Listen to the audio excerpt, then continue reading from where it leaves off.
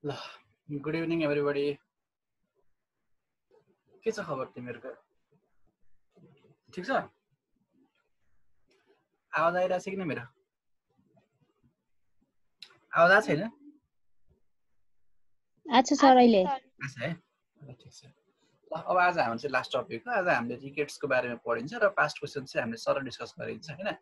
आज हामीसँग टाइम छैन अनि म तिमीहरूलाई चाहिँ पास्ट क्वेसन चाहिँ यदि यो मैले पठाएको बाहेक यदि कहीँ केही छुटेको छ भने लिएर आऊ भनेको छु। कसरी ल्याछ भने भन है। पास्ट क्वेसन मैले पढाउनु बाँकी रहेको चाहिँ है त। ठिक छ? केही छ भने भन्दा हुन्छ, नत्र पछि क्लास सिधेपछि मलाई ग्रुपमा इन्फर्म गर्दा हुन्छ है। ग्रुपमा इन्फर्म गरिदेऊ अनि त्यसपछि चाहिँ मैले चाहिँ तिमीलाई यदि सल्भ गर्न पर्छ भने मैले त्यसको नोट लिएर ग्रुपमा हालिदिन्छु, त्यो कपी गर्नु है त। ल सुरु गरौँ। अब आज हामीले पढ्ने टपिक चाहिँ रिकेट्स हो है। रिकेट्स हो अनि रिकेट्स अब तिमीहरूले चाहिँ रिकेट्स चाहिँ तिमीहरूको ओल्ड इज गोल्डको क्वेसन कलेक्सनमा चाहिँ रिकेट्सको बारेमा लेखेर चाहिँ रिकेट्सको इटियोलोजी, क्लिनिकल फिचर, इटियोप्याथोजेनेसिस, त्यसको इन्भेस्टिगेसन र ट्रिटमेन्टको बारेमा र पास्ट क्वेसनको लिस्टमा हेर्दाखेरि चाहिँ इयर वाइज तोकेर लिएको रहेछ। तर चाहिँ पास्ट क्वेसनमा चाहिँ लिस्टमा परेको रहेछ। अनि त्यही भएर रिकेट्स चाहिँ I'm going to teach rickets हैन। ल अब रिकेट्स भनेको के हो त तिमीलाई अलि थाहा छ हैन। रिकेट्स भनेको हाम्रो चाहिँ बच्चाहरूको चाहिँ बोनको डिजिज हो एउटा हैन। बच्चाहरूको बोनको डिजिज हो। अहिले हामीले रिकेट्स भन्ने बित्तिकै के सम्झिन्छौँ त, एउटा अलिकति हाइट कम भएको सानो खुच्चे बच्चा जसको चाहिँ खुट्टा चाहिँ यो बाङ्गिएको हुन्छ नि यस्तो गरेर हैन। खुट्टा यसरी बाङ्गिएको बच्चा हाम्रो चित्र देख्छौँ नि हैन। रिकेट्स भनेर हामीले सानोबाट त्यही पढायो नि त हैन। खुट्टा के हुन्छ त बाङ्गिएको हुन्छ त्यसको हैन, डिफर्मिटी भएको हुन्छ, हामी त्यो भनेर सम्झिन्छौँ हैन। रिकेट्स भनेको कस्तो डिजिज हो त? रिकेट्स भनेको त्यो बच्चाहरूको चाहिँ बोनको डिजिज हो जसमा चाहिँ बच्चाहरूलाई के हुन्छ त भिटामिन डी को डेफिसियन्सीले गर्दाखेरि के त भिटामिन डी को डेफिसियन्सीले गर्दाखेरि बोन के हुन्छ त विक हुन जान्छ। भिटामिन डी भनेको एडल्टलाई पनि चाहिन्छ र बच्चालाई पनि चाहिन्छ हैन। भिटामिन डी भनेको एडल्टलाई पनि चाहिन्छ, बच्चालाई पनि चाहिन्छ। यदि एडल्टलाई ठुलो मान्छेलाई यदि भिटामिन डी को कमी भयो भने त्यसलाई हामीले के भन्छौँ त ओस्टियोम्यालेसिया भन्छौँ हैन। ओस्टियोम्यालेसिया रिकेट्स जस्तै डिजिज हो, खालि अलिकति थोरै क्लिनिकल फिचर फरक हुन्छ। तर त्यसमा पनि के हुन्छ त भिटामिन डी को डेफिसियन्सी हुन्छ। तर बच्चाहरूमा भिटामिन डी को कमी भयो भने हामी त्यसलाई के भन्छौँ त रिकेट्स भन्छौँ। भिटामिन डी के हो, कहाँबाट पाइन्छ भन्ने कुरा बारे थोरै जानौँ। भिटामिन डी भनेको के हो त हाम्रो एउटा के हो त यो चाहिँ फ्याट सोलुबल भिटामिन मध्येमा पर्छ हैन। के पर्छ त फ्याट सोलुबल भिटामिन मध्येमा पर्छ। यसको चाहिँ केमिकल नेम के हो त 125 डाइहाइड्रोक्सी कोलिक्याल्सिफेरोल अथवा चाहिँ क्याल्सिट्रायोल पनि भन्छ यसलाई है त। क्याल्सिट्रायोल तीनटा ओएच ग्रुप हुन्छ, तीनटा हाइड्रोक्सिल ग्रुप हुन्छ यसमा। त्यही भएर चाहिँ क्याल्सिट्रायोल पनि भन्छौँ हामीहरूले हैन। CALCITRIOL क्याल्सिट्रायोल। अथवा चाहिँ यसको अर्को नाम भनेको 125 डाइहाइड्रोक्सी कोलिक्याल्सिफेरोल भन्छौँ हैन। यो भनेको के त भिटामिन डी को एक्टिभ फर्म हो। यो फ्याट सोलुबल भिटामिन हो। अब यो केमा पाइन्छ त विशेष गरी हाम्रो फुडमा पनि पाइन्छ, मिटहरुमा, मिल्कहरुमा है, दुधमा, मिल्कमा, मिट्सहरुमा, एग्सहरुमा हैन, चीजहरुमा, त्यसै गरेर मिटको लिभरहरुमा, तिनीहरुमा चाहिँ भिटामिन डी पाउँछौँ हामीहरु विशेष गरी। त्यस पछाडि गएर चाहिँ अनि भिटामिन डी हाम्रो के भयो त एक्सोजिनस सोर्स भइहाल्यो हामीले खाने सोर्सबाट। अर्को सोर्स के हो त भिटामिन डी को चाहिँ हाम्रो जुन सनलाइट हुन्छ नि, हामीले सनलाइटबाट पनि त्यसलाई एचिभ गर्न सक्छौँ है त। एक्चुअली हामीले सनलाइटबाट हामीले भिटामिन डी पाउँदैनौँ, सनलाइटमा भिटामिन डी हुँदैन। सनलाइट भनेको के हो त, सनलाइट भनेको त रे अफ लाइट हो। It is a form of के त इनर्जी हो। त्यसमा इनर्जी मात्र, त्यसमा केही पनि हुँदैन। हामीले सनलाइटबाट भिटामिन डी पाउने होइन। सनलाइटले के काम गर्ने हो त, त्यो हाम्रो जुन स्किन हुन्छ नि, स्किन हो, त्यो स्किनमा चाहिँ कोलेस्ट्रोलदेखि जुन भिटामिन डी बन्ने प्रोसेस हुन्छ नि, जेनरली सबै एनिमल्सहरूले हैन, सबै एनिमल्सहरूले कोलेस्ट्रोलबाट भिटामिन डी बनाउँछ। सो हाम्रो स्किनमा चाहिँ कोलेस्ट्रोलबाट चाहिँ भिटामिन डी बन्नको लागि चाहिँ हाम्रो सनलाइटमा जुन युभी रे हुन्छ नि, त्यो युभी रेले इम्पोर्टेन्ट रोल प्ले गर्छ। त्यो युभी रेले के गर्छ त क्याटालाइसिसको काम गर्छ। बुझ्यौ नि, फिज क्याटालाइसिस भनेको के जसले इन्जाइम कुनै पनि केमिकल रिएक्सनलाई फेभरेबल गराइदिने, केमिकल रिएक्सनलाई सजिलो गराइदिने एजेन्टलाई हामीले के भन्छौँ त क्याटालिस्ट भन्छौँ। त्यो चाहिँ क्याटालिस्टको काम गर्छ र कोलेस्ट्रोललाई चाहिँ भिटामिन डीमा कन्भर्ट गर्नको लागि हेल्प गर्छ। र जुन हाम्रो स्किनमा बन्छ भिटामिन डी, त्यो भिटामिन डी कस्तो हो त, भिटामिन डी त भिटामिन डी नै हो, तर भिटामिन डी को कस्तो हो त इनएक्टिभ फर्म हो हैन। फर्म कुनै पनि केमिकल कुराहरु दुईटा फर्महरु हुन्छ, त्यो के हो त इनएक्टिभ फर्म हो है। त्यसलाई हामीले के भन्छौँ त कोलिक्याल्सिफेरोल मात्र भन्छौँ। के भन्छौँ त कोलिक्याल्सिफेरोल भन्छौँ हैन। अब त्यो इनएक्टिभ फर्म भिटामिन डी त्यो inactive form of vitamin D जुन चाहिँ हाम्रो स्किनमा बनेको हुन्छ, त्यसले चाहिँ हाम्रो बोनलाई बलियो गराउन सक्दैन। त्यसको लागि पहिला के हुनुपर्छ, त्यसलाई चाहिँ पहिला त्यो इनएक्टिभ फर्म अफ भिटामिन डीलाई हाम्रो बोडीले केमा चेन्ज गर्नुपर्छ त एक्टिभ फर्म अफ भिटामिन डीमा चेन्ज गर्नुपर्छ। र त्यो एक्टिभ फर्ममा चेन्ज गर्ने काम कसको त लिभरको र किडनीको काम हो हैन। सो लिभर र किडनीले त्यसलाई चाहिँ एक्टिभ फर्ममा चेन्ज गर्छ। र त्यो कोलिक्याल्सिफेरोलको चाहिँ हैन CHOL CALCIFEROL कोलिक्याल्सिफेरोलको चाहिँ एक्टिभ फर्ममा कसले चेन्ज गर्दो रहेछ त लिभर र किडनीले र त्यसको चाहिँ एक्टिभ फर्मलाई हामीले के भन्छौँ त 125 डाइहाइड्रोक्सी कोलिक्याल्सिफेरोल हैन त्यसमा के हुन्छ त फर्स्ट कार्बन एटममा र 25 कार्बन एटममा फर्स्ट र 25 जो कार्बन रिङले बनाएको हुन्छ नि त जस्तो मैले बेन्जिन अर्गानिक केमिस्ट्रीमा बेन्जिनको बारेमा पढ्यो नि बेन्जिन फिनोल भनेको के हो कार्बनको रिङ हो नि त हो त्यो कार्बनको रिङमा चाहिँ 1 र 25 भनेको के हो त फर्स्ट कार्बन एटम र 25औं स्थानमा रहेको कार्बन एटम र पहिलो स्थानमा रहेको कार्बन एटममा के त हाइड्रोक्सी ग्रुप एड हुनुपर्छ भनेको दुईटा त्यो OH ग्रुप एड भएपछि बल्ल त्यो चाहिँ inactive form of vitamin D यानि कि कोलिक्याल्सिफेरोल चाहिँ 125 डाइहाइड्रोक्सी कोलिक्याल्सिफेरोलमा कन्भर्ट हुन्छ के भयो अब यसको लागि के त लिभर पनि चाहिँदो रहेछ किडनी पनि चाहिँदो रहेछ ल अब त्यो active form of vitamin D यानि कि 125 डाइहाइड्रोक्सी कोलिक्याल्सिफेरोल अर्को भाषामा भन्नुपर्दा के त क्याल्सिट्रायल के भनिन्छ हामीले क्याल्सिट्रायल पनि भन्छ 125 डाइहाइड्रोक्सी कोलिक्याल्सिफेरोलको अर्को नाम भनेको क्याल्सिट्रायल अब त्यसले हाम्रो बोनको मेटाबोलिजममा के रोल प्ले गर्छ त फर्स्ट काम त्यसले के गर्छ हाम्रो इन्टेस्टाइनबाट चाहिँ क्याल्सियमको एब्जर्प्सनलाई के गरिदिन्छ त इन्क्रिज गरिदिन्छ हैन क्याल्सियमको एब्जर्प्सन इन्क्रिज गरिदिन्छ अब अनि क्याल्सियमको एब्जर्प्सन इन्क्रिज गरिदिन्छ र फोस्फेटको एब्जर्प्सन पनि के गरिदिन्छ त इन्क्रिज गरिदिन्छ हैन एउटा त्यो भयो अनि नेक्स्ट सेक्सन के भयो त किडनीबाट क्याल्सियमको लसलाई त्यसले के गरिदिन्छ त डिक्रिज गरिदिन्छ किडनीबाट क्याल्सियमलाई लस नदिँदैन भिटामिन डी ले हैन त्यो भयो अर्को थर्ड र सबभन्दा इम्पोर्टेन्ट के भयो त भिटामिन डी को प्रेजेन्समा बल्ल हाम्रो जुन ब्लडमा जुन क्याल्सियम हुन्छ हामीले फुडबाट एब्जर्ब गरेको क्याल्सियम त्यो क्याल्सियम बल्ल गएर कहाँ गएर डिपोजिट हुन्छ त भिटामिन डी को एक्सनले गर्दाखेरि भिटामिन डी को इफेक्टले गर्दाखेरि बल्ल त्यो क्याल्सियम कहाँ गएर डिपोजिट हुन्छ त बोनमा गएर डिपोजिट हुन्छ हैन हो यो बोनमा गएर क्याल्सियम डिपोजिट हुने प्रक्रियालाई हामीले के भन्छौँ त क्याल्सिफिकेसन भन्छौँ हैन क्याल्सिफिकेसन अथवा अर्को टर्म भन्नुपर्दा मिनरलाइजेसन के त मिनरलाइजेसन हैन मिनरल डिपोजिट हुने प्रोसेस हैन सो क्याल्सियम फोस्फेट गरेर डिपोजिट हुन्छ क्याल्सियम फोस्फेट भनेको एक प्रकारको मिनरल हो हैन इनर्गेटिक मेटेरियल हो अब हाम्रो चाहिँ के छ भन्दा चाहिँ हाम्रो बच्चाहरु जति बेला चाहिँ बोन डेभलप भइरहेको हुन्छ नि सुरुमा बोन र कार्टिलेजको ओरिजिन के हो त दुईटै एउटै हो कार्टिलेज बोन पनि सुरुवाती चरणमा के जस्तो हुन्छ त कार्टिलेज जस्तै हुन्छ बुझ्नु मेरो कुरा खाली फरक के हो त बोनमा चाहिँ क्याल्सियम डिपोजिट हुन्छ त्यही भएर बोन चाहिँ एकदमै हार्ड हुन्छ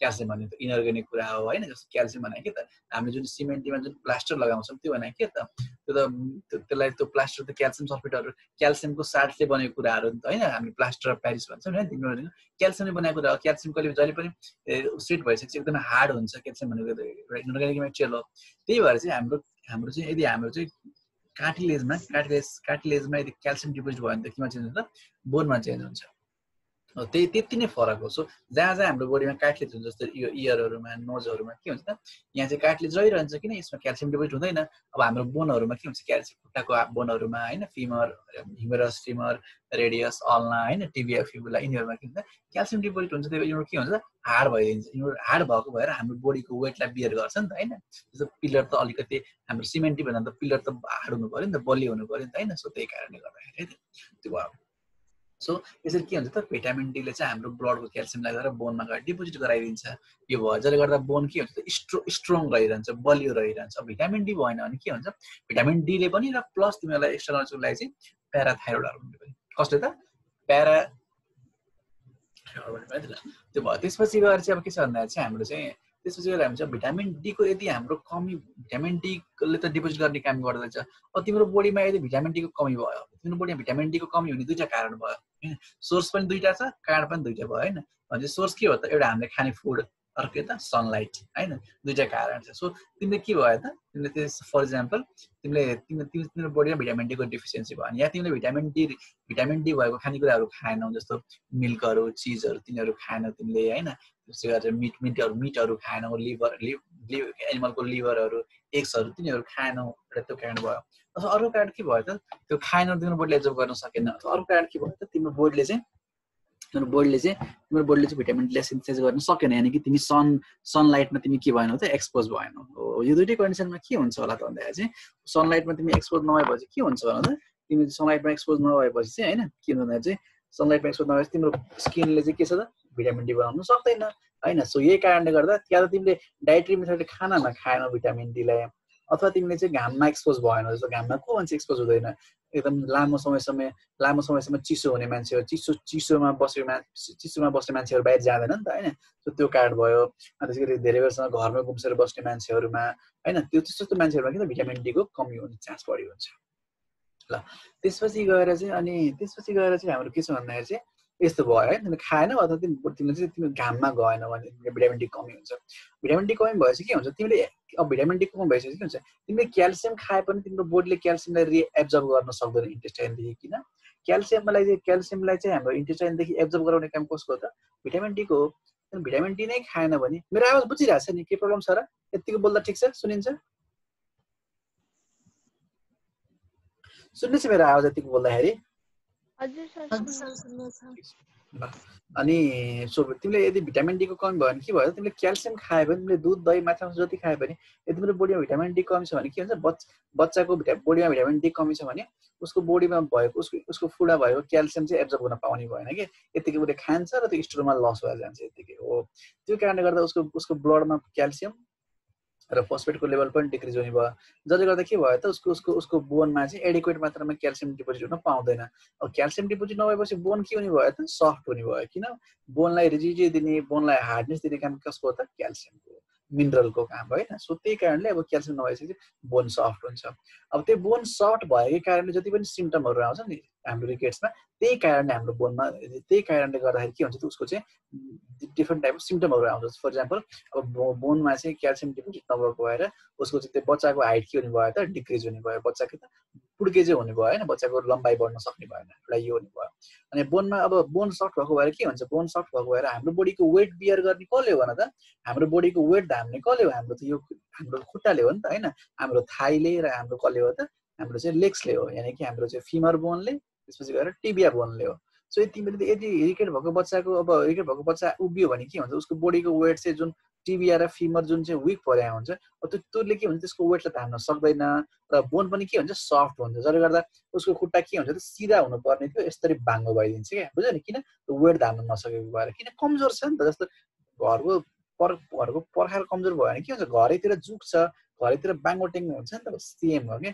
बोन सफ्ट हुन्छ, जसले गर्दा उसको हड्डी के हुन्छ, बाङ्गिन्छ। त्यसलाई हामीले के भन्छौँ, बोलेग्स भन्छौँ। बोलेग्स अथवा चाहिँ नक नी पनि भन्छौँ है त। बोलेग भनेको बिओडब्ल्यू बो भनेको के त? तीर भनेको बुझ्छ नि, तीर कमान भन्छ नि होइन।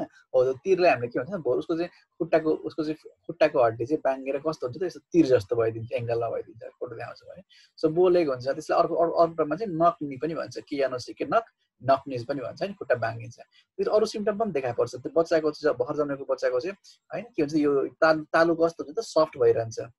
तालु के हुन्छ, अलिकति भर्खर जन्मे अलिकति त्यो रिकेट भएको चिल्ड्रेनको जुन तालु हुन्छ नि, कस्तो हुन्छ त, भर्खर जन्मेको बच्चा जस्तो एकदमै नरम हुन्छ, एकदम सफ्ट हुन्छ। किन? यहाँ स्कलको बोनमा चाहिँ, यहाँ खप्परमा चाहिँ क्याल्सियम डिपोजिट भएको हुँदैन, यो नरमै रहिरहन्छ। तिमीले त्यो बच्चालाई छान्दा कस्तो आउँछ त, अब हाम्रो पनि बोन हार्ड हुन्छ, छान्दाखेरि ढुङ्गामा छामे जस्तो हुन्छ होइन। यदि क्याल्सियम डिपोजिट नभएको बच्चाको कस्तो हुन्छ, यो सफ्ट हुन्छ क्या। तिमीले यस्तै प्रेस गऱ्यो भने के हुन्छ, त्यो धस्छ, भित्रपट्टि के हुन्छ, धस्छ हो, भित्रपट्टि धस्यो र तिमीले छाम्दाखेरि चाहिँ टेबल टेनिसको बल जस्तो लाग्यो। टेबल टेनिसको बल कस्तो हुन्छ, सफ्ट हुन्छ। यसरी अचट्यो भने पच्किन्छ कि पच्किँदैन हो, त्यही फिल तिमीले त्यस्तै खालको एक्सपिरियन्स तिमीले यहाँ त्यो डिकेट भएको बच्चाको ताललाई यसरी चाप्यो भने त्यही फिलिङ आउँछ। त्यसले हामीले के भन्छौँ त, क्रेनियो टेप्स भन्छौँ। के भन्छौँ त, क्रेनियो टेप्स होइन। भनेको skull bone is very weak होइन, when we give pressure it indents भनेको भित्रपट्टि धस्छ र कस्तो फिलिङ आउँछ त, पिङ पङ बल जस्तो। पिङ पङ भनेको टेबल टेनिसको बल जस्तो एक्सपिरियन्स आउँछ। त्यो भयो। किन हुँदो रहेछ त्यस्तो? स्कलमा चाहिँ क्याल्सियम डिपोजिट नभएको भएर, स्कल के भएको भएर, विक भएको भएर, एउटा यो कारण भयो। अनि नेक्स्ट स्टेपमा के हुन्छ, there is will be frontal bossing. Photo देखाइदिन्छु। फ्रन्टल बसिङ भनेको चाहिँ उसको जुन यो अगाडिपट्टिको जुन निधारको जुन बोन छ, फ्रन्टल बोन, यो के हुन्छ, बाहिरपट्टि यसरी माथिपट्टि बाहिरपट्टि उठिदिन्छ क्या, बाहिरपट्टि हल्का अगाडिपट्टि बाहिर निस्केको हुन्छ। यानि कि there is protuberance or forward projection of के त फ्रन्टल बोन चाहिँ अगाडिपट्टि निस्किनु भनेको के हो त, फ्रन्टल बसिङ है त। फ्रन्टल बोन बाहेक अरू बोन पनि बसिङ हुनसक्छ। बिओएसआइएनजी बसिङ भनेको बाहिरपट्टि निस्किनु होइन। किन यस्तो हुन्छ भन्दाखेरि चाहिँ यसको कारण चाहिँ यदि क्याल्सियम डिपोजिट भएन भने के हुन्छ, जुन हाम्रो बोनको जुन अर्ग्यानिक कम्पोनेन्ट हुन्छ नि, अर्ग्यानिक कम्पोनेन्टलाई हामीले के भन्छ त, ओस्टियोइड भन्छौँ कि। जुन ओस्टियोइड भनेको चाहिँ ओस्टियोब्लास्टले जुन बोनको टिस्यु बनाउँछ नि, ओस्टियोब्लास्टले बोनको टिस्यु बनाउँछ। त्यो बोनको टिस्युले हामीले के भन्छौँ त, ओस्टियोइड भन्छौँ क्या हो। यदि क्याल्सियम डिपोजिट भएन भने के हुन्छ, ओस्टियोइड ग्रो भएको भइ गरिरहन्छ क्या। क्याल्सियम डिपोजिट भयो भने त्यसको ग्रोथ के हुन्छ ठ्याक्क जति मात्रामा हुनु पर्छ त्यति हुन्छ, त्यो बन्द हुन्छ। अब क्याल्सियम नभएपछि के हुन्छ त्यो कन्टिन्युअसली क्याल्सियम त्यसलाई सिग्नलिङ काम गर्छ क्या। अब क्याल्सियम डिपोजिट भइसक्यो, बोन म्याचुर भयो, अब त नग्रो भन्छ, नग्रो हो भन्छ क्या। अब क्याल्सियम डिपोजिट नभएपछि के हुन्छ त्यो ओस्टेट भन्ने जुन अर्ग्यानिक पार्ट हुन्छ, ओस्टेटमा के हुन्छ क्याल्सियम अहिलेसम्म डिपोजिट भएको हुँदैन होइन। क्याल्सियम ओस्टियोइडमा क्याल्सियम डिपोजिट भइसकेपछि बल्ल के भन्ने हो त म्याचुर बोन बन्ने हो। सो तिम्रो चाहिँ ओस्टियोइड चाहिँ ग्रो भएको भए गर्छ, जसले गर्दा के हुन्छ बच्चाको चाहिँ यो अगाडिको तालु के हुन्छ यस्तो बाहिरपट्टि निस्किन्छ र उसको टाउकैभरि के हुन्छ टुटिल्कै हुन्छ। टुटिल्कै भनेको त्यो टुटेको पाटोहरू के होइन, किन तलमाथि भएको भएर होइन। सो त्यो फ्रन्टल बसिङ भयो त्यो पनि हुन्छ।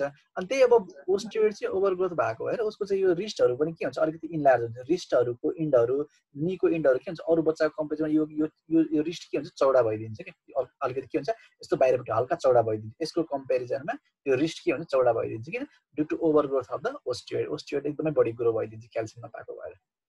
सो त्यसलाई फ्रन्टल बसिङ भन्छ। त्यस पछाडि गएर अर्को एपियरेन्स के हुन्छ त्यो भनेको चाहिँ broadening of the ends of the long bone, त्यो भइहाल्यो। त्यसपछि गएर बच्चाको दाँत पनि के हुन्छ ढिलो आउँछ, जुन टाइममा आउनु पर्ने त्यो टाइमभन्दा ढिलो आउँछ उसको दाँत चाहिँ होइन। So delayed appearance of teeth होइन बच्चामा चाहिँ त्यो हुने भयो। त्यसपछि गएर अरू फिचर के हुने भयो त अब उसको छातीमा पनि डिफर्मिटी आइदिन्छ होइन। किन भन्दाखेरि चाहिँ उसको चाहिँ छातीमा के हुन्छ स्टेर्नम के हुन्छ फरवर्ड प्रोट्रुडिङ हुन्छ, त्यसलाई हामीले के भन्छौँ त पिजन चेस्ट डिफर्मिटी भन्छौँ। के भन्छौँ त पिजन चेस्ट डिफर्मिटी। किन यो फरवर्ड प्रोट्रुड हुन्छ होला, सेम मेकानिजम हाम्रो अब यो स्टेर्नम जुन बोन छ नि बिचको स्टेर्नम बोनमा क्याल्सियम डिपोजिट नभएको भएर यो विक हुन्छ। जसले गर्दा जुन हाम्रो रेस्पिरेटरी मसलहरू छ नि हाम्रो यो छातीमा त रिब्सहरूको बिचमा मसल्सहरू छ नि त होइन, त्यसलाई हामीले के भन्छौँ इन्टरकोस्टल मसल भन्छौँ। सो त्यो इन्टरकोस्टल मसलले यसलाई पुल गर्छ, इन्टरकोस्टल कसरी यसलाई भित्रपट्टि तान्न खोज्छ, तर यो एकदमै यो विक भएको भएर के भइदिन्छ बाहिरपट्टि निस्किदिन्छ क्या। अनि प्लस ओस्टियोइड पनि ओभरग्रोथ हुन्छ, त्यही भएर यो स्टेर्नम बोन चाहिँ विक भएको भएर बाहिरपट्टि पुट्ट निस्किन्छ क्या। हामीले एक्सर्साइज गर्दाखेरि यस्तो बाहिरपट्टि निस्किया हुन्छ। सो छाती के हुन्छ छातीको स्टेर्नम बोन के हुन्छ बाहिर फरवर्ड प्रोट्रुडिङ भइरहेको हुन्छ, एन्टेरियरली प्रोट्रुड गरिरहेको हुन्छ। जसले गर्दा के हुन्छ त यो अगाडिपट्टि निस्केपछि मान्छेको एपियरेन्स कस्तो आउँछ त परेवा जस्तो एपियरेन्स आउँछ, परेवाको छाती जस्तो एपियरेन्स आउँछ। परेवा कस्तो यस्तो परेवा हुन्छ नि ख्याल गरेर होला नि होइन। परेवाको छाती उसको चाहिँ टाउकोभन्दा अलिकति हल्का बाहिरपट्टि गएको हुन्छ होइन। उसको चाहिँ स्टिम लाइन बडी गराउनको लागि त्यसको एउटा मेकानिजम होइन, उसलाई उड्नको लागि हेल्प गर्नको लागि। तर हाम्रो चेस्ट त स्ट्रेट हुन्छ होइन, चेस्ट त सिधा हुन्छ। अब सो इरिटेट भएको बच्चाको चाहिँ के हुन्छ बाहिरपट्टि निस्किन्छ यो ढुकुर छाती भन्छ नि, ढुकुर छाती कोही बच्चाहरूको त ढुकुर छाती भनेको त्यही बाहिरपट्टि निस्केको होला होइन, ढुकुर जस्तो अथवा परेवा जस्तो। सो पिजन चेस्ट डिफर्मिटी भन्छौँ है त। त्यसको अर्को नाम के हो त पेक्टस क्यारिनेटम। के त पेक्टस क्यारिनेटम। पेक्टस भनेको चेस्ट, क्यारिनेटम भनेको बाहिरपट्टि निस्किने प्रोट्रुडिङ एङ्गल भनेको के हो त क्यारिना हो है त। त्यो भयो। त्यसपछि गएर अर्को एउटा फिचर आउँछ हेरिसन सल्कस। हेरिसन सल्कस भनेको चाहिँ के त यो जुन यो लोवर चेस्ट वाल छ नि, जस्तो यो हेरिसन सल्कस भनेको मैले तिमीहरूलाई चेस्ट इन्ड्रइङ भनेर पढाएँ कि पढाएन हो, त्यो चेस्ट इन्ड्रइङ जस्तै हुन्छ। चेस्ट इन्ड्रइङमा त निमोनियाले गर्दाखेरि भित्र धसेको हुन्छ लोवर चेस्ट वाल। यसमा के हुन्छ त यसमा चाहिँ त्यो जुन हाम्रो चाहिँ रिबको बोन हुन्छ नि, रिबको बोन चाहिँ विक भएको भएर रिबको बोन विक हुन्छ। अनि रिबको बोनमा के एट्याच भएको हुन्छ त डायफ्राम गरेर एट्याच भएको हुन्छ। डायफ्राम पावरफुल मसल हुन्छ। डायफ्रामले नर्मली रिबलाई हामीले सास फेर्दाखेरि तलमाथि तानिरहन्छ क्या। डायफ्रामले रिबलाई तलमाथि तानिरहन्छ। सास लिँदाखेरि सास लिँदा र सास छोड्दाखेरि चाहिँ एयरलाई इनहेल र एक्सहेल गर्नको लागि रिबलाई मुभ गराइरहन्छ। तर अब डायफ्राम त पावरफुल मसल हो, एकदम शक्तिशाली मसल हो। तर अब यदि रिब नै विक भयो, क्याल्सियमको कमीले गर्दा रिब विक भयो भने के हुन्छ तलपट्टिको जुन रिब हुन्छ जहाँ चाहिँ डायफ्राम एट्याच भएको हुन्छ त्यो रिब के हुन्छ त डायफ्रामले भित्रपट्टि पुल गरेको भएर त्यो रिब के भइदिन्छ भित्रपट्टि आइदिन्छ। जसले गर्दा यहाँ यो लोवर चेस्ट वालमा यो लाइनमा यस्तो धसेको लाइन देखा पर्छ क्या। फोटो देखाइदिन्छु मैले। त्यो बाहिर त्यो लोवर चेस्टमा जुन तल लोवर चेस्टमा जुन यस्तो एउटा होरिजेन्टल लाइन चाहिँ भित्रपट्टि धसेको लाइन हुन्छ, त्यसलाई हामीले के भन्छौँ ग्रुभ अथवा सल्कस भन्छौँ। ग्रुभ अथवा सल्कस भनेको चाहिँ भित्रपट्टि धसेको लाइन हो है त। सो यसरी भित्रपट्टि धसेको लाइनलाई हामीले के भन्छौँ त हेरिसन सल्कस भन्छौँ होइन। किन हुँदो रहेछ त डायफ्रामको पावरफुल डायफ्राम मसलले चाहिँ होइन किन चाहिँ हाम्रो लोवर रिबलाई इनवर्ड पुल गर्छ, लोवर रिब्सलाई तल्लो रिबलाई। नर्मल मान्छेमा लोवर रिब इनवर्ड पुल भए पनि त्यो इनवर्ड जाँदैन किन हामीमा बलियो हुन्छ। रिब बलियो हुन्छ कि डायफ्रामले ताने पनि त्यो पर्मानेन्टली भित्र धस्दैन। तर रिकेट भएको मान्छेको के हुन्छ रिकेट भएको बच्चाको चाहिँ त्यो रिब चाहिँ होइन रिब चाहिँ एकदम विक हुन्छ। जसले गर्दा डायफ्राम तानेपछि त्यो भित्र धसेको धसिरहन्छ। जसले गर्दा त्यो भित्र धसेको भएर एउटा लाइन क्रिएट हुन्छ होरिजेन्टली यसरी के यस्तो एउटा लाइन क्रिएट हुन्छ लोवर चेस्टमा। त्यसलाई हामी के भन्छौँ हेरिसन सल्कस भन्छौँ। त्यो देखा पर्छ। त्यसै गरी ऱ्याचिटिक्रोजरी भन्छ। ऱ्याचिटिक्रोजरी भनेको चाहिँ जुन यो कोस्टोकोन्ड्रल जङ्सन हुन्छ नि, कोस्टोकोन्ड्रल जङ्सन भनेको चाहिँ कार्टिलेज र के अरे रिब्स र कोस्टल कार्टिलेजको जङ्सन। कोस्टल कार्टिलेज भनेको बुझ्छौ नि कोस्टल कार्टिलेज भनेको चाहिँ हाम्रो जुन यो रिब छ नि, यो रिब हाम्रो रिब चाहिँ यो रिब हैन, यो स्टेटमसँग जोइन हुनुभन्दा जस्ट अगाडि के हुन्छ, एउटा चाहिँ बिचमा एउटा जङ्सन, एउटा बिचमा ब्रिज जस्तो पार्ट हुन्छ कि जङ्सनल पार्ट हुन्छ, त्यसलाई हामीले के भन्छौँ त कोस्टल कार्टिलेज भन्छौँ। हो यो रिब र यो कोस्टल कार्टिलेजको बिचको जङ्सनलाई हामीले के भन्छौँ त, अहिले फोटो देखाउँछु भने कोस्टोकोन्ड्रल जङ्सन भन्छौँ। कोस्टो भनेको के त, कोस्टो भनेको तिम्रो चाहिँ कोस्टो भनेको रिब हो, कोन्ड्रल भनेको कोस्टल कार्टिलेज हो हैन। सो त्यो रिब र त्यो कार्टिलेजको जङ्सनलाई हामीले के भन्छौँ त कोस्टो कोन्ड्रल जङ्सन भन्छौँ। सो तिम्रो चाहिँ त्यो के भन्छ त्यसलाई कोस्टो कोन्ड्रल जङ्सनको पनि के भइदिन्छ त, यो बोनहरू जुन जङ्सन हुन्छ नि हो, यो जङ्सनको बोनहरू के भइदिन्छ, ओभरग्रोथ भइदिन्छ, जसले गर्दा यो हरेक रिबको कोस्टो कोन्ड्रल जङ्सनमा के भइदिन्छ त, यस्तो बाहिरपट्टि गाँठो निस्केको हुन्छ, सानो ट्युमर जस्तो कन्डिसन के गाँठो निस्केको हुन्छ, यहाँ पनि यहाँ पनि यहाँ पनि यहाँ पनि हरेक रिबमा, जसले गर्दा के हुन्छ त एक्सरेमा हेर्दाखेरि कस्तो देखिन्छ त, एउटा माला जस्तो एपियरेन्स देख्छ। किन मालामा के हुन्छ, रसीमा हरेक एउटा फुललाई अथवा कुनै पनि दानालाई कुनै पनि गेडालाई चाहिँ मालाले जोडेको हुन्छ। तिम्रो चाहिँ के भयो त, यहाँ इन्डिभिजुअलकै मालाको जुन त्यो गेडा जस्तो चाहिँ हरेक एक्सरेमा देखिने भएको भएर त्यसलाई हामीले के भन्छौँ त र्याचिटिक रोजरी भन्छौँ।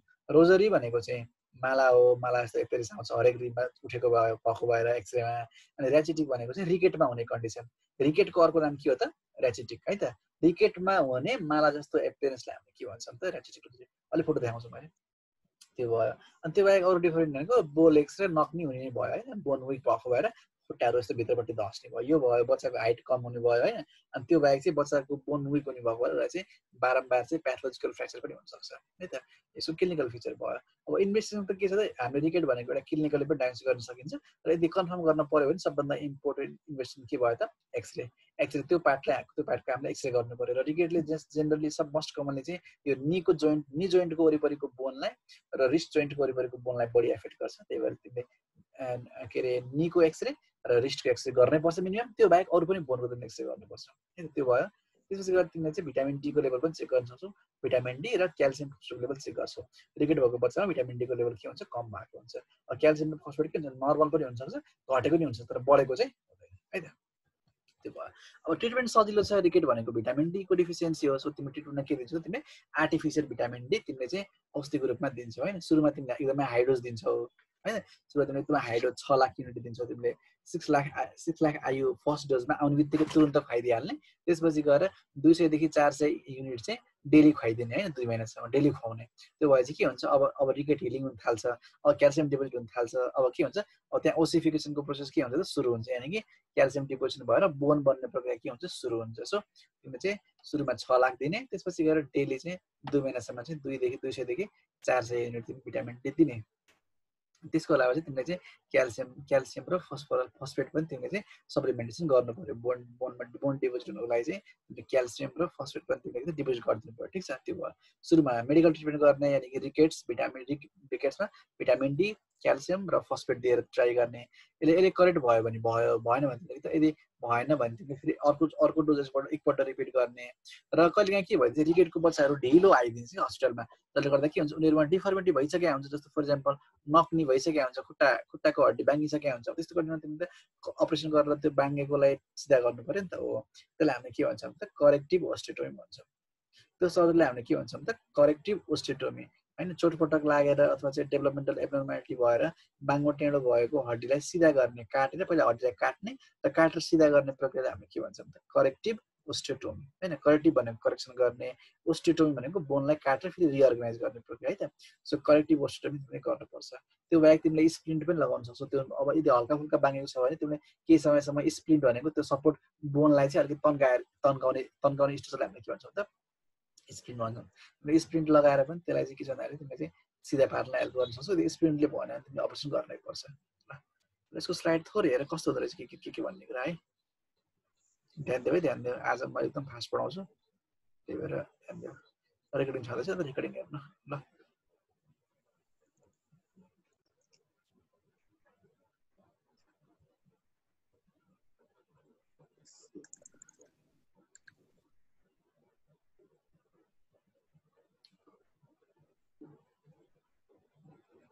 प्रतिभा आयो, फोटो भिडियो आइरहेछ, हेर त प्रतिभा।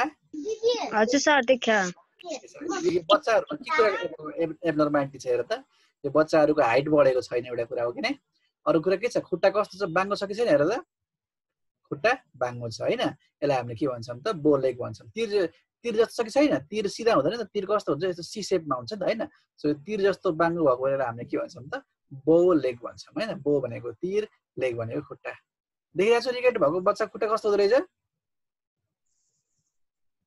सविता हेरिरहेछ मनिष भाइ हेरिरहेछ नि हैन हजुर सर रिकेट भएको बच्चाको खुट्टा है यस्तो हुन्छ यो उसको बडीको वेटलाई उसले सपोर्ट गर्न नसकेको भएर यो हड्डी चाहिँ बाङ्गेको यो भयो यस्तो हुन्छ हजुर फोटो क्लियर छ हैन यो के हो त उसको चाहिँ यो यसलाई हामीले बोलेको भन्छौँ अथवा नक्नी पनि भन्छौँ हैन अनि यहाँ निको वरिपरि यो अलिकति निको जोइन्टको निको बोनकै छ एकदम वाइडनिङ भएको चौडा भएको छ हैन डिफर्मिटी भएको भएर सो यो बोनहरू वाइडनिङ हुन्छ यो डिफर्मिटी हुन्छ गाँठागुठी पर्या हुन्छ त्यस पछाडि गएर के हुन्छ भन्दा चाहिँ उसको चाहिँ यो खुट्टाको हड्डी के हुन्छ बाङ्गो हुन्छ धनुष जस्तो हैन बोलेक्स अनि अगाडिपट्टि निधार पनि के हुन्छ बाहिरपट्टि उठेको छ हैन यो निधार चाहिँ बाहिरपट्टि उठ्नु भनेको के हो त फ्रन्टल बसिङ हो त्यो भयो फोटो मात्रै हेर्ने है त त्यही कुराहरू चाहिँ भिटामिन डी डेफिसियन्सी हुन्छ भन्ने कुरा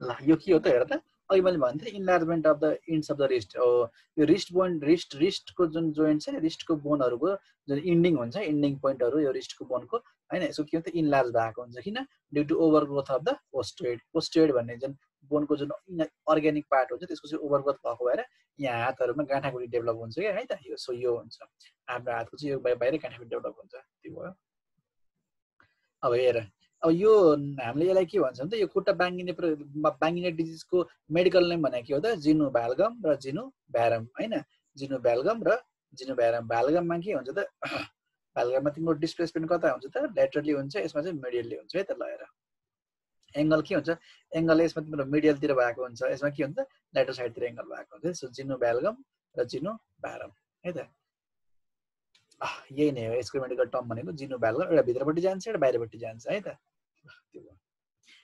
त्यसपछि गएर अब यो एक्सरे गर्दा यस्तो बाङ्गो परा देख्ने हेर त ठ्याक्कै धनुषको जस्तो कमान जस्तो देखिरहेको छ है तीर जस्तो देखिरहेको छ कमान जस्तो देखिरहेको छ हैन यो यस्तो सो यसलाई हामीले चाहिँ के छ बोलेको एपियरेन्स भन्छौँ एक्सरे फाइन्डिङको त्यही बच्चाको खुट्टाको एक्सरे हो है त यो भयो अनि यो फिमरको पनि बोनको डिफेक्टिभ हुन्छ यसलाई हामीले कोक्सा भ्यारा र कोक्सा भ्याल्गा भन्छ त्यही हो मिडियली जाने कि लेटरली जाने भन्ने कुरा है त लेटरली गयो भने भ्याल्गा मिडियली गयो भने भ्यारा है त त्यही हो जस्तो जिनु भ्याल्गा जिनु भ्यारा भन्नु र कोक्सा भ्याल्गा कोक्सा भ्यारा भन्नु एउटै कुरा जिनुमा जिएनयु जिनु भन्ने वर्ड चाहिँ के अरे नीको लागि हो कोक्सा भन्ने वर्ड चाहिँ हिपको लागि हो बच्चाको यहाँ है त हिप एरियामा त्यो भयो त्यही फोटो छ सेम छ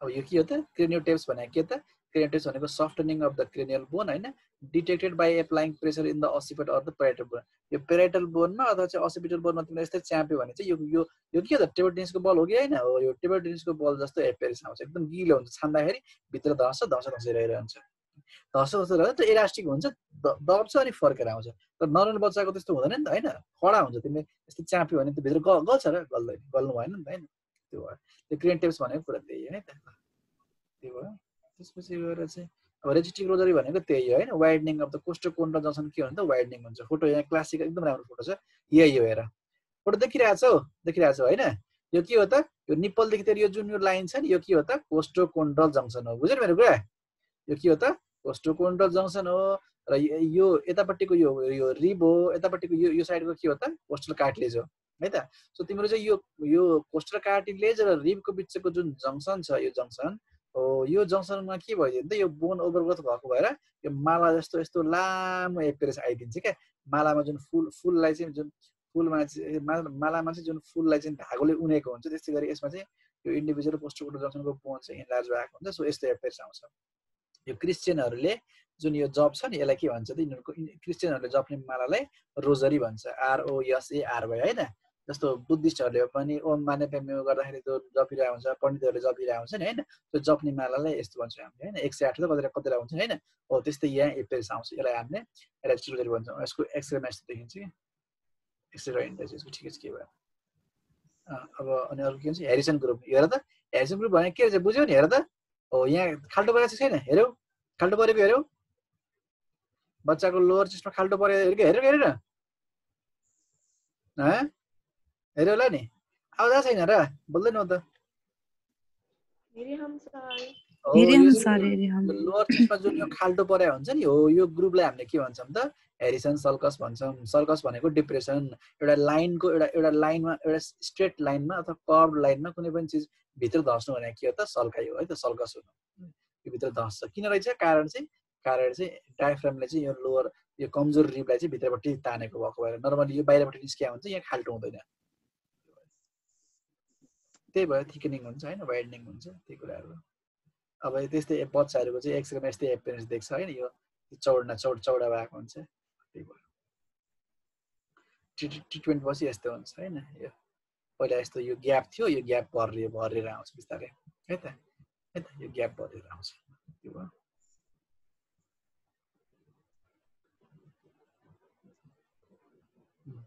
त्यही मैले अघि भने नि भिटामिन डी चाहिँ यो सिन्थेसाइज हुने प्रोसेस हो है त यो 7 डिहाइड्रो कोलेस्ट्रोल हाम्रो स्किनमा हुन्छ स्किनमा सनलाइट पर्छ सनलाइट परेपछि भिटामिन D3 बन्छ D3 मा चाहिँ 25 पोजिसनमा र 1 र D3 मा चाहिँ 25 पोजिसनमा र 1 पोजिसनमा फर्स्ट पोजिसनमा OH एड हुन्छ हाइड्रोक्सिल ग्रुप एड हुन्छ हैन हाइड्रोक्सिल भन्ने नेम साथले जसले गर्दा यो 125D भनेको 125 dihydroxy colic acid it is the most active form of the vitamin D है त सो यसले के त क्याल्सियमलाई के गर्दिन्छ त क्याल्सियमको एब्जर्प्सन इन्क्रिज गरिदिन्छ फोस्फरसको एब्जर्प्सन इन्क्रिज गरिदिन्छ बोनलाई के गरिदिन्छ त बोनलाई स्ट्रेन्थनिङ गराइदिन्छ पीटीएस को लेभल घटाइदिन्छ हैन त्यो भयो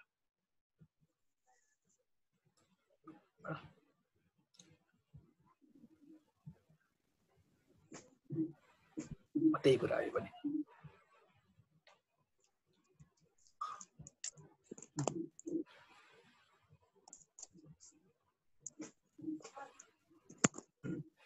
दिने त 3 लाखदेखि 6 लाखसम्म दिने 6 लाख लेख्दा हुन्छ आन्सर चाहिँ है त अनि डेली चाहिँ 200 देखि 400 बिचमा दिने है त यो त विकली भने ठीक छ ओके ल ओके यति यहाँ टिकेट चाहिँ अब आई होप बुझ्यो होला मजाले भिडियो पनि देखाइदिए फोटो पनि देखाइदिए के कुरा कस्तो छ भन्ने कुरा है त त्यही नै हो टाइम सिट दिएको ल टाइम सिट दिएछ फेरि रिजोइन भइहाल्यो है त अनि अब रिजोइन हुँदाखेरि चाहिँ अस्ति लेखेको नोट लेखेन अस्तिको साह्रै नोट अस्तिको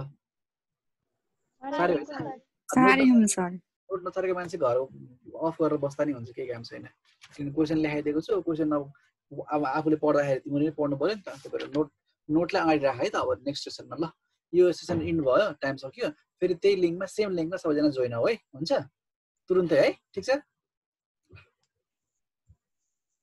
ल everybody link in the join in the same link है